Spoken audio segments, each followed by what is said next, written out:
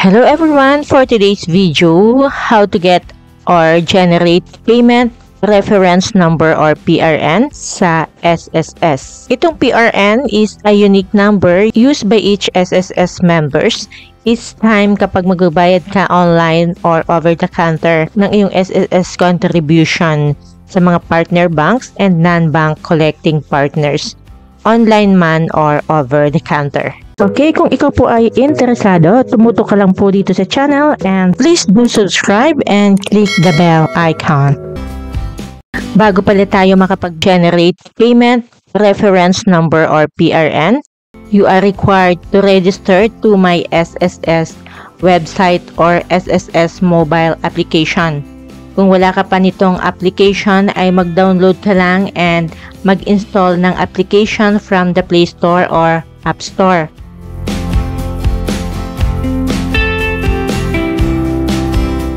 Then, open your application. Okay, then click SSS. At kung wala ka pa pong account, select Create My SSS Account. But kung may account ka na dito, ay piliin mo tong Login. So, ako ay may account na dito at ang pipiliin ko dito ay Login. At mag-enter ka ng iyong user ID and password. Okay, after mag-enter ng user ID and password, i-click mo na tong Login. At makikita mo dito yung iyong personal information, yung total contribution, and the last posted contribution. Makikita mo din dito yung benefits, loan, services, and PRN. Okay, tingnan muna natin yung aking record 2025.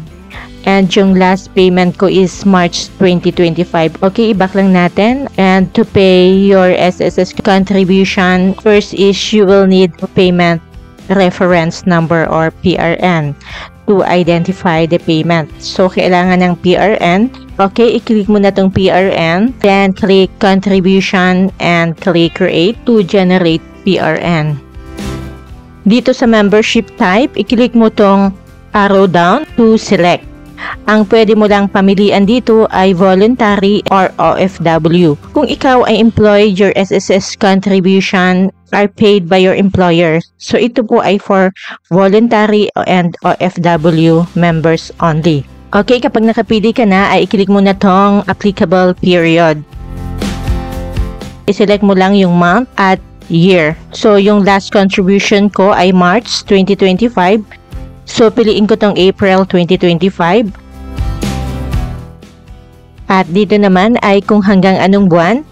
So, halimbawa, kung 1 month ang piliin mo, yung April 2025 ang pipiliin mo. So, dahil I want to pay 2 months, April and May, so piliin ko tong May 2025. At kapag nakapili ka na, ay i-click mo na tong OK. Tang contribution payment deadline, guys.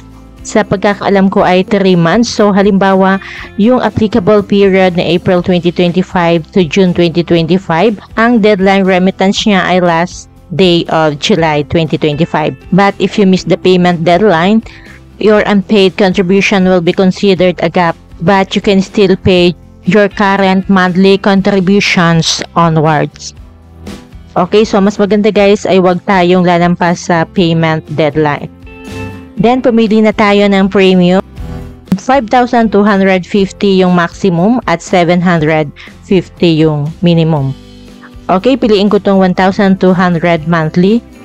Dito naman ay kung gusto mong mag-add ng voluntary pension booster, ay i-check mo lang tong box. But kung ayaw mo naman ay leave it blank na lang. Yung total amount to pay is 2,400. Okay, then kapag sure ka na ay click mo na tong Generate PRN. At lalabas dito yung mga details, membership type, yung amount at yung total amount to pay. Then click OK if you want to continue. At lalabas dito yung statement of account. I-download mo to, i-click mo lang tong arrow down. And kung ayaw naman ma-download, pwede mo naman to i-screenshot. At kapag na-download mo na at may kopya ka na ng iyong statement of account, ipaprint mo ito at ibigay ang iyong printed SOA or statement of account when paying contribution.